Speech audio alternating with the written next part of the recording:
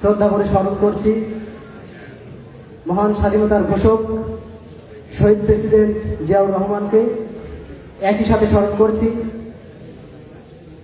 মহান এই স্বাধীনতা যুদ্ধে এদেশের সূর্য সন্তান মাওলানা মতিউর রহমান নিজামী, গোলাম আজম সহ বাংলাদেশ জামাত ইসলামের দেশপ্রেমিক সেই সকল মানুষদের, যাদেরকে আপনাদের বয়কটে আমাদের কিছু যায় আসে না, আপনাদের বয়কটে আমাদের কিছু যায় আসে না, আপনাদের বয়কটে আমাদের কিছু যায় আসে না। তার প্রোগ্রামের বিশৃঙ্খলা, এটা কি ধরনের আচরণ? এটা কি ধরনের আচরণ স্যার? এটা কি ধরনের আচরণ? তারা কথা বলেছে, আমরা কোনো কথা বলেছি? আপনাদের বক্তব্যের সঙ্গে আমরা কোনো কথা বলেছি?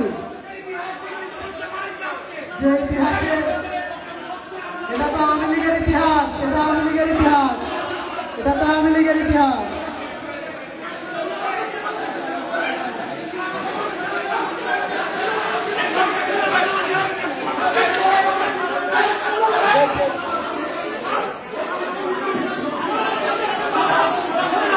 বাংলাদেশ জামাত ইসলামের কোন নেতৃবৃন্দ রাজাকার ছিল না, ছিল না, ছিল না, কোন নেতৃবৃন্দ রাজাকার ছিল না। যে ইতিহাসে প্রেসিডেন্ট জিয়াউর রহমানকে মুক্তিযোদ্ধা বলে স্বীকৃতি দেওয়া হয় না, সেই ইতিহাসকে আমরা ঘৃণা করি, ঘৃণা করি, ঘৃণা করি। যে ইতিহাসে প্রেসিডেন্ট জিয়াউর রহমানকে মুক্তিযোদ্ধা বলে স্বীকৃতি দেওয়া হয় না, সেই ইতিহাসকে ঘৃণা ইতিহাস।